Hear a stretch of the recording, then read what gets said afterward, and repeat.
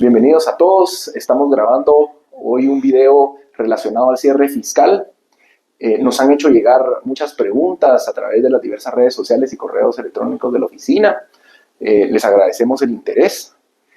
Seleccionamos y vamos a contestar preguntas que nos han hecho y que tienen relación al cierre fiscal, que es el tema que ahorita en estos primeros 3 meses del año 2025 son los que mayor interés puede tener el oyente y los clientes. De manera que vamos a contestar algunas de todas las preguntas que tengan relacionadas con el crédito fiscal. Aquí las tenemos anotadas y las vamos a ir contestando una a una. Asimismo, les queremos invitar y comentar que el martes 18 de febrero de este año, 2025, vamos a dar un webinar relacionado con el cierre fiscal, donde vamos a dar los tips, los consejos y la información más importante que ustedes tienen que tener para tener un cierre fiscal tranquilo y correcto, apegado a la ley. Y también va a haber oportunidad en ese webinar para que ustedes lleven sus preguntas y las podamos contestar ahí mismo, en ese mismo webinar, al mismo momento en que ustedes nos las formulen. Va a haber un espacio de preguntas al final. De manera que si se quieren apuntar a este webinar, pidan información al correo info@turcesyasociados.com o pueden llamar al teléfono 2464-2727 y ahí les contestan en recepción y les pueden dar información del seminario y demás. Ya vamos a circular los afiches también en unos días. De manera pues que empezamos este video con la primera pregunta. Te la voy a formular yo a vos, Víctor, para que puedas contestarla. Muy bien. Esta ha sido muy frecuente y dice así: ¿se pueden recibir facturas en enero 2025 por servicios prestados en diciembre de 2024? Bueno, aquí tal vez, José, lo más importante a considerar es el método de lo devengado para el registro de los gastos. Y según el método de lo devengado, cuando se reciben los servicios, de alguna manera se devengan. Y si los servicios efectivamente fueron recibidos en diciembre de 2024, en ese momento cabe hacer el registro de la provisión con cargo al gasto. Claro, en ese momento en que se hace la provisión, pues no se cuenta con la documentación de respaldo como sería la factura, la cual sí es válido poderla recibir en enero de 2025, porque hasta ese momento se habría de pagar. Ahora, claro, si se pagó en diciembre, en ese momento no hay que provisionar, sino de una vez registrar el gasto. Pero si la factura se va a pagar por los servicios recibidos, se va a pagar hasta en el mes de enero o febrero del año siguiente, hasta ese momento se podría recibir la factura. Lo ideal es que la factura tuviera la leyenda por servicios prestados por tal concepto o cual concepto en diciembre de 2024. No obstante, se emitió en el 2025. Y esto es posible también porque recordémonos que la factura es un documento previsto en la ley del IVA. No es un documento del impuesto sobre la renta. Por eso es que nunca los montos facturados necesariamente van a coincidir con los ingresos devengados en el impuesto sobre la renta, porque es un documento estrictamente del IVA. Y la ley del IVA dice que los servicios, o la emisión, más bien, que la emisión de la factura se hace cuando se pagan los servicios. Si alguien la quiere emitir antes, pues enhorabuena, pero hasta el momento del pago se puede emitir la factura. Razón por la cual, si la factura se paga en enero de 2025, es totalmente válido que se facture hasta enero de 2025, pero indicar que los servicios fueron prestados en diciembre de 2024 para que los documentos fiscales coincidan con los registros contables en los cuales hace constar que el servicio se provisionó en diciembre porque en ese momento se prestó el servicio. Básicamente, eso te podría comentar. Perfecto. Vaya, ahora te toca a vos lanzarme una pregunta. Muy bien, José. Te voy a preguntar, ¿es deducible la bonificación e incentivo en todos los casos? Ok, en todos los casos.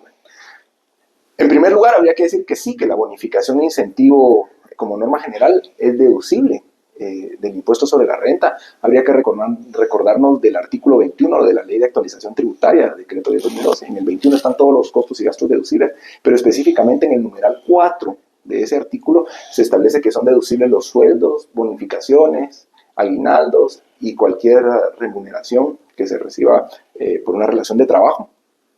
Y la deducción en esa norma digamos, en ese inciso 4 del 21, se hace de forma general, sin ninguna excepción. Pero hay que ver, entonces, en términos generales te puede decir, sí, la bonificación de incentivo es, por supuesto, deducible del impuesto sobre la renta en virtud de lo que establece el artículo 21, número 4.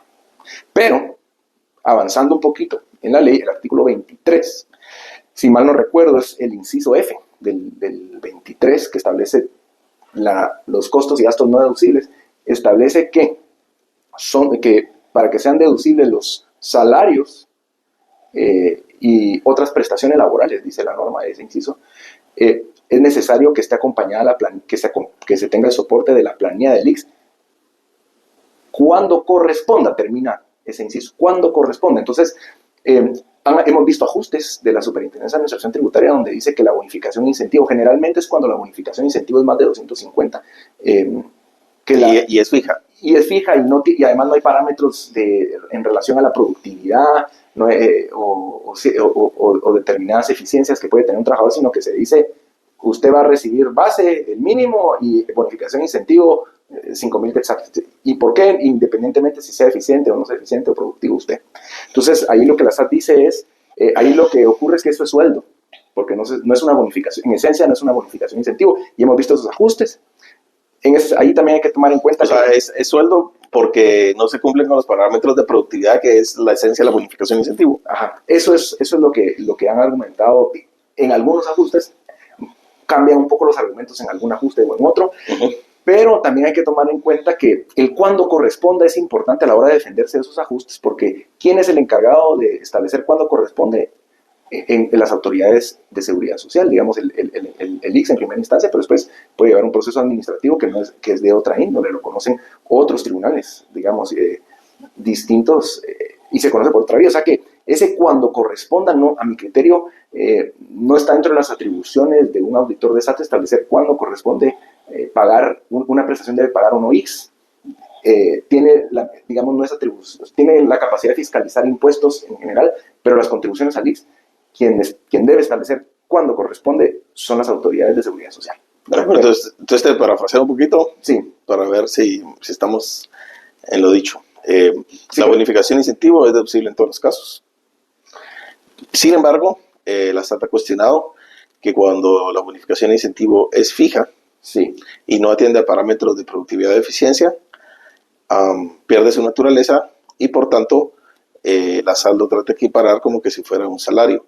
Y como no consta en las planillas del ICS, entonces la conclusión es no es deducible. Claro, pero también tienes que tomar en cuenta ahí que hay algunas empresas que sí declaran la bonificación de incentivo, aunque sean 250 dentro de los planes del ICS, por alguna razón. Yo sé que, de todos modos, yo sé que la propia norma que tiene la bonificación de incentivo dice que no debe estar afectada al ICS, pero hay empresas que con tal de tener la deducibilidad y no tener problemas, pagan la bonificación de incentivo y la declaran de todos modos en las planillas del ICS, ¿verdad? Entonces, en resumen, hay también una sentencia de la Corte en materia de seguridad social. En materia de seguridad social, donde la Corte de Constitucionalidad confirma que la bonificación de incentivo, aun cuando sea fija, no está sujeta al pago del ICS, porque así lo prevé la ley. Efectivamente. No obstante, un acuerdo de junta directiva pretendía que sí se incluyera como parte del salario.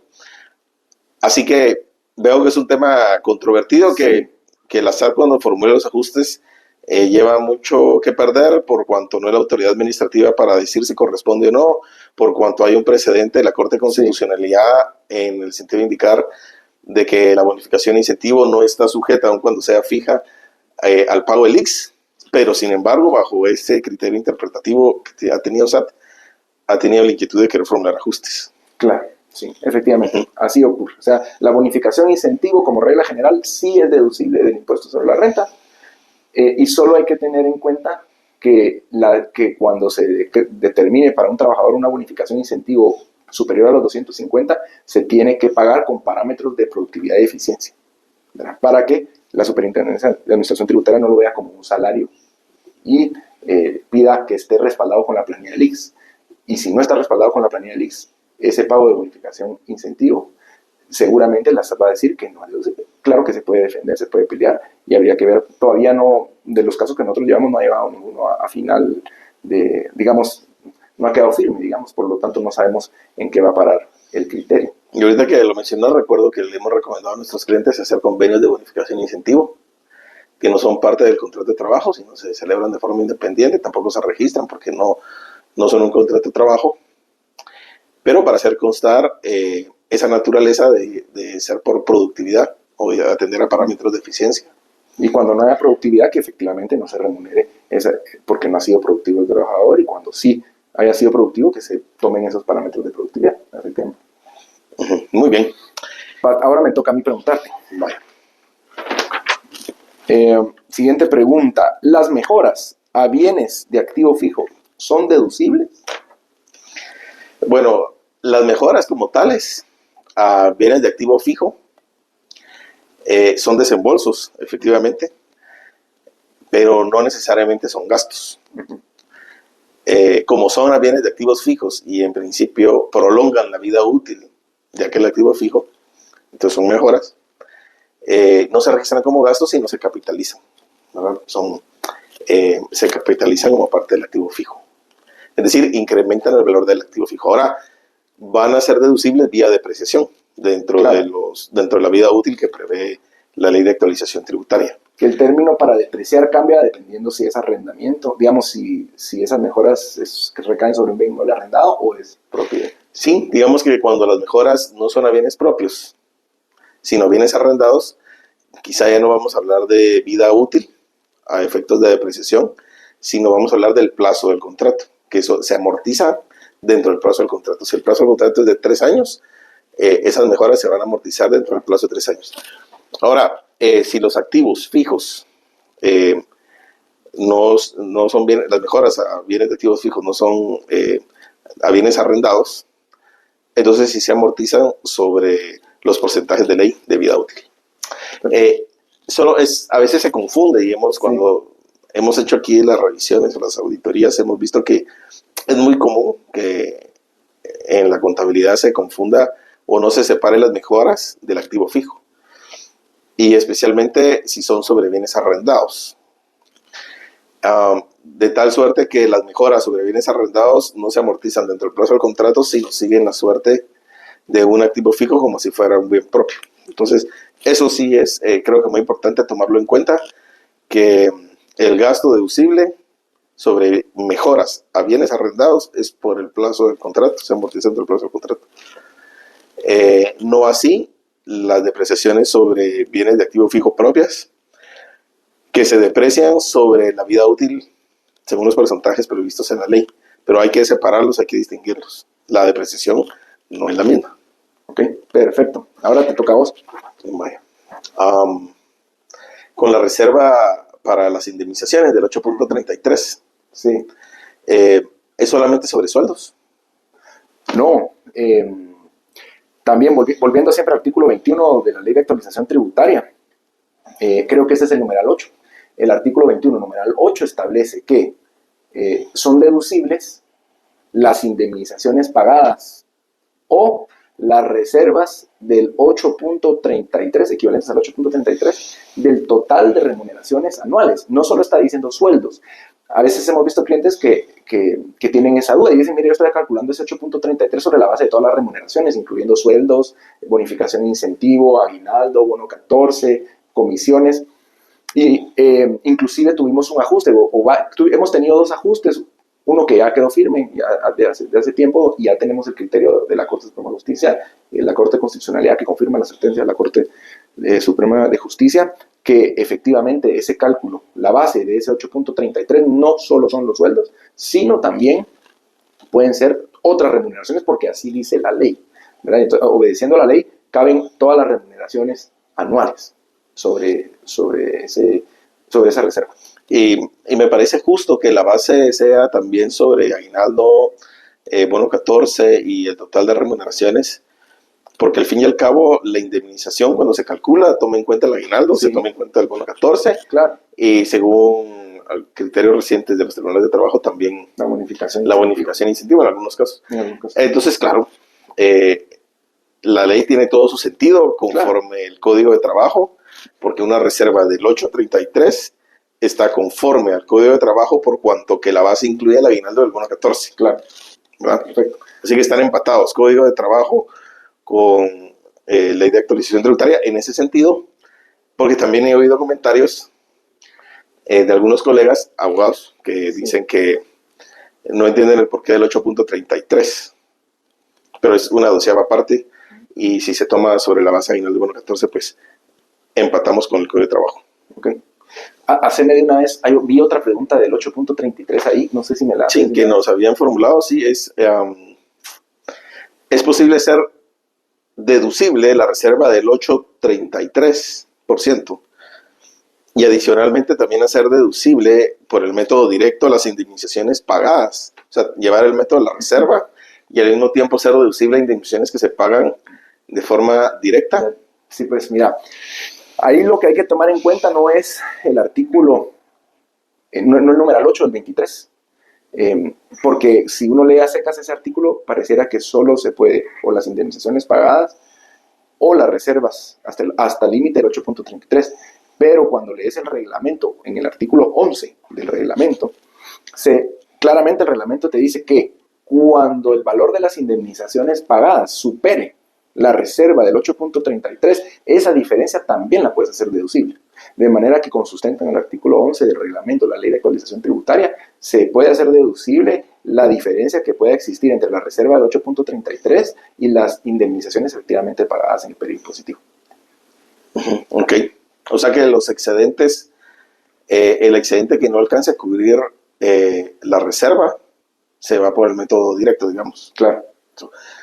Sí. Digamos, el efecto práctico sería ese. O sea, sí tenés que elegir uno u otro, porque inclusive el propio reglamento te dice que no puedes cambiar de régimen si la SAT no te autoriza. Es decir, una vez escogido un régimen para cambiar, una vez escogido uno de los métodos, una vez escogido un método, solo con autorización de SAT te puedes cambiar al otro. Pero el efecto práctico, a mi criterio, el mejor régimen a elegir es el de la reserva, porque el propio reglamento te dice, usted haga su reserva, deduzca la reserva, y si usted paga más de la reserva, deduzca la diferencia. O sea que el efecto práctico es como que si pudieras cambiarte, por decirlo así, pero no es que te puedas cambiar.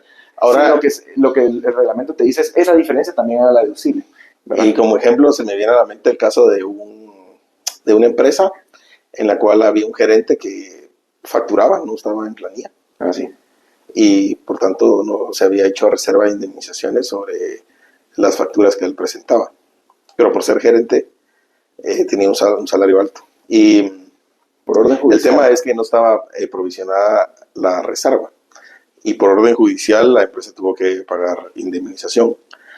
Y entonces, claro, ese era un caso concreto en donde se excedía la reserva, obviamente. Sí, ese pago, digamos, el pago de indemnizaciones en ese periodo era... Y el exceso de la reserva pues se tiró a gasto por el método directo. Muy bien. Ahora me toca a mí. Sí. Ok.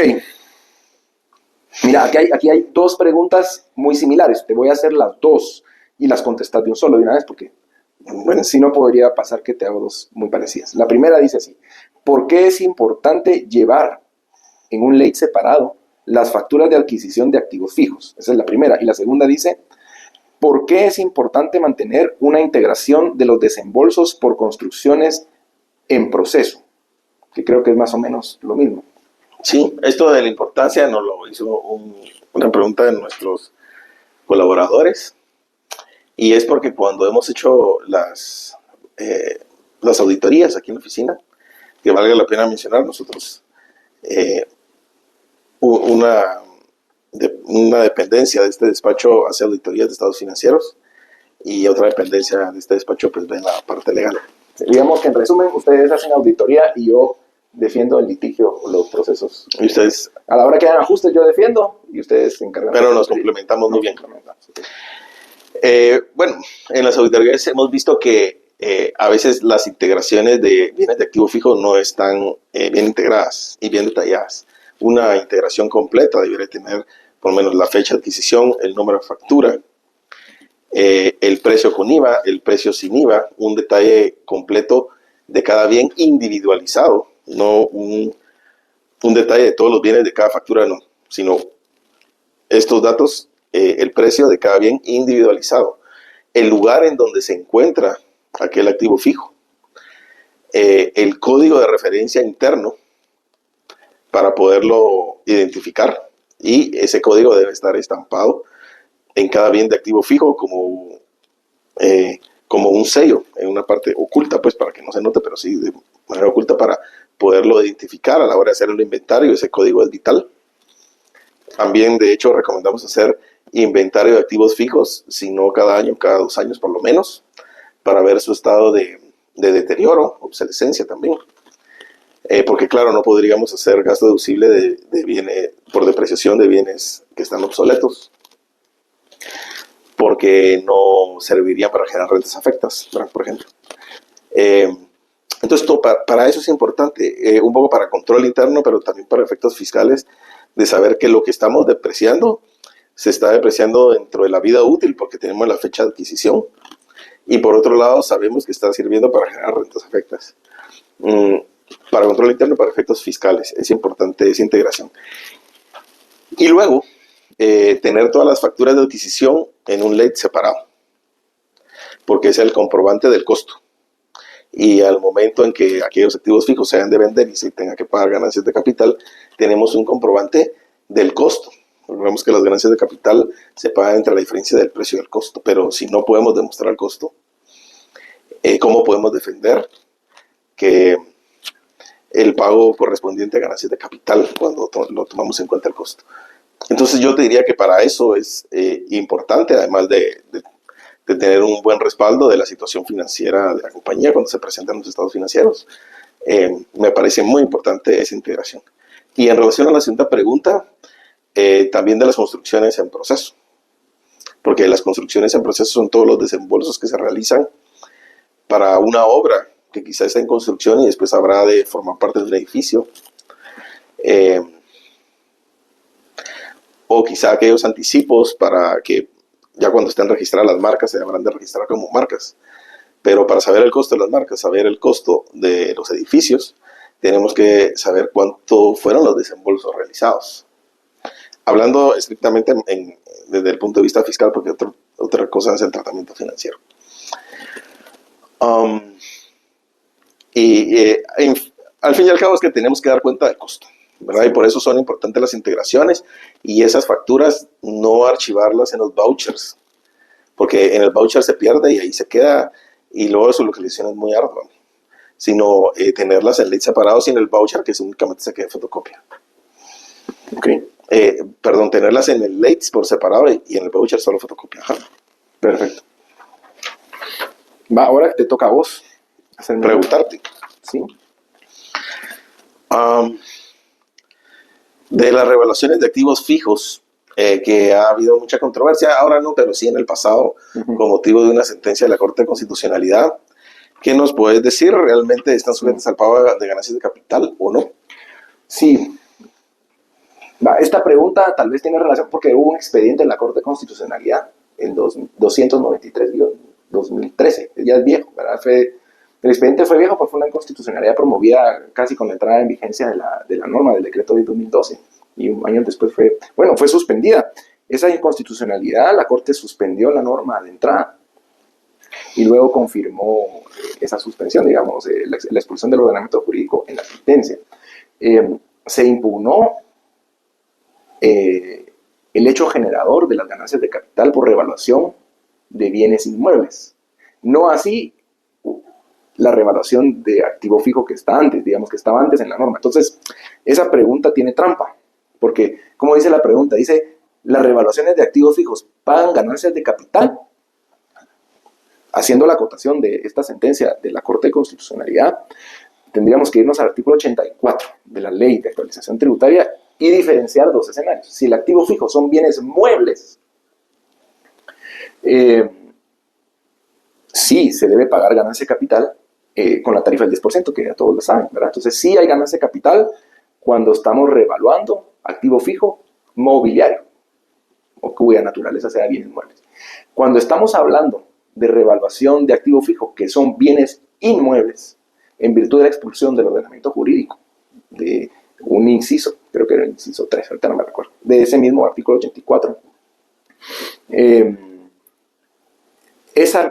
la mera revaluación del bien inmueble no afecta a ganancia de capital.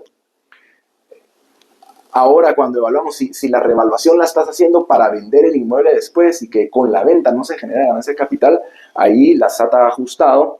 Es defendible el criterio, hay criterios encontrados, pero sabemos que a ojos de la SAT, a ojos del ente recaudador, si yo hago la revaluación del bien inmueble, la mera revaluación efectivamente no paga ganancia de capital, pero se genera la ganancia de capital cuando yo hago la venta, ¿verdad? Porque dentro de lo que sigue dentro del cuerpo normativo de la ley de actualización tributaria son los requisitos para hacer costo, esa revaluación.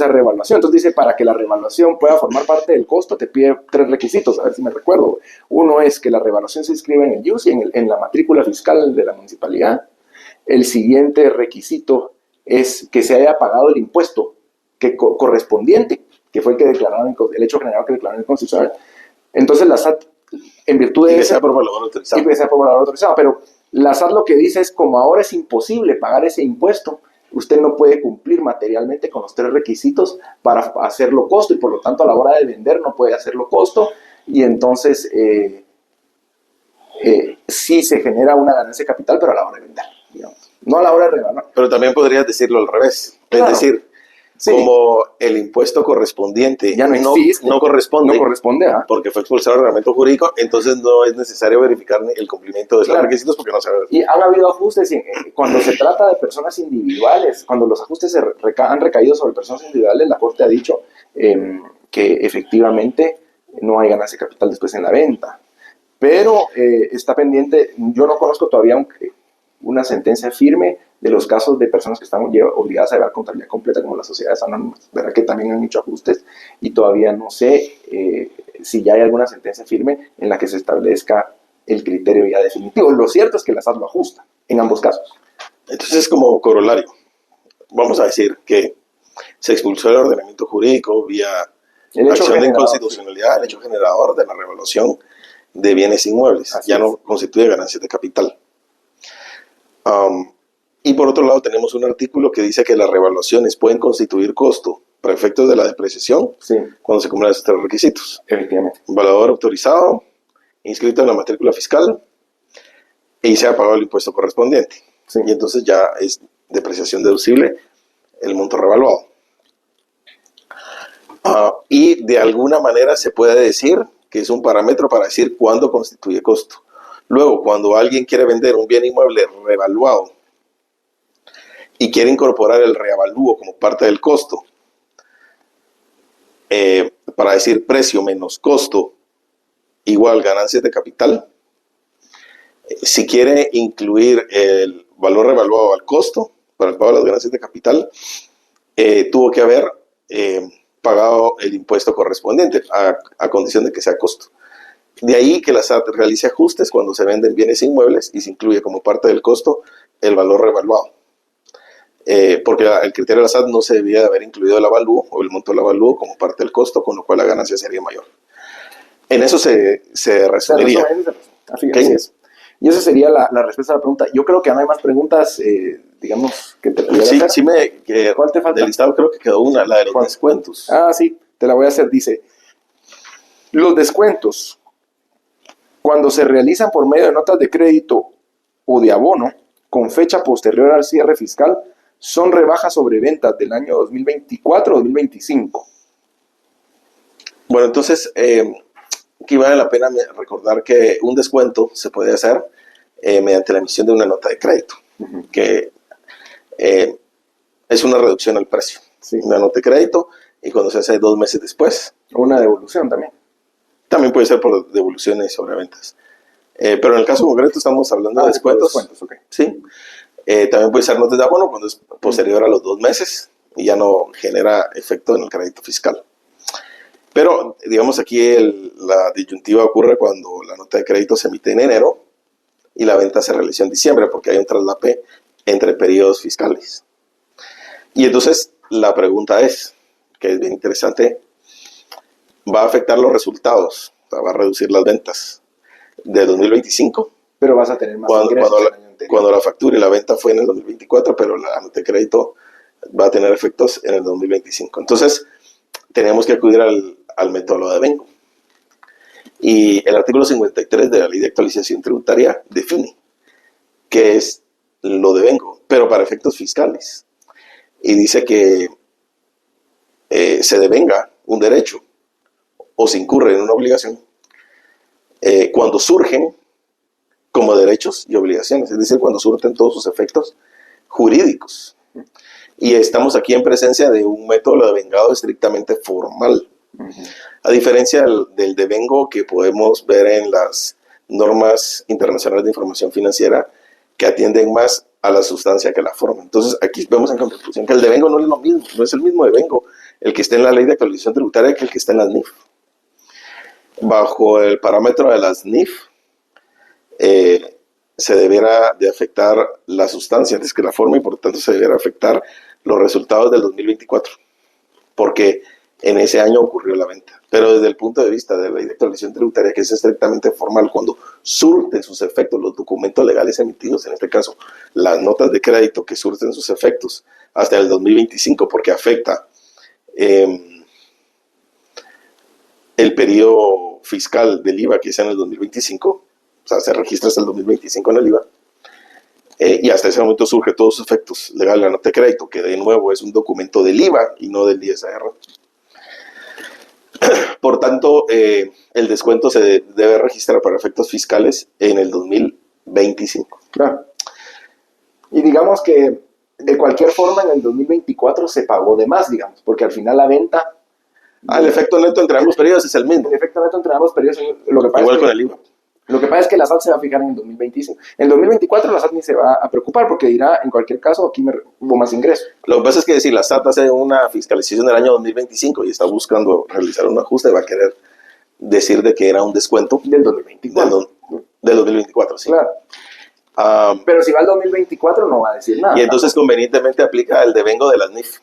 Pero no, desde el punto de vista, o sea, si se ve una contabilidad fiscal, y obviamente los ajustes son en base a las leyes fiscales, debemos de aplicar el devengo del 53, no el devengo de la NIF. Entonces, pero yo creo que es muy importante acudir a leer el artículo 53,